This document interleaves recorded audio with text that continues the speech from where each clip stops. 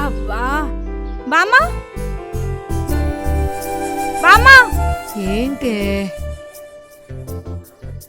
నీకెన్నిసార్లు చెప్పాను బామ్మ, ఇలాంటి పనులన్నీ చెయ్యొద్దని.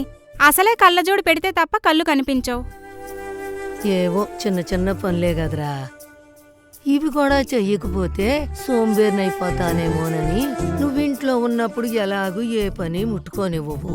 నువ్వెలాగూ లేవు గదా అని చకచకా బట్టలు ఉతికి ఆరవేయడానికి వచ్చా. ఏదో నా మనవరాలకి ఈ విధంగా అయినా సాయపడదామని.